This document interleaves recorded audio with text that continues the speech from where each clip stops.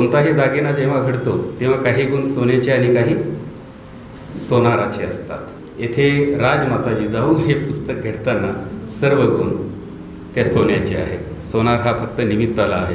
आणि म्हणून मला पुन्हा पुन्हा एक वाक्य, एक संत वचनाचं या ठिकाणी स्मरण होतं आहे। मज पामराशी काय थोरपण, मज पामराशी काय थोरपण, पायीची वाहन पायी बरी।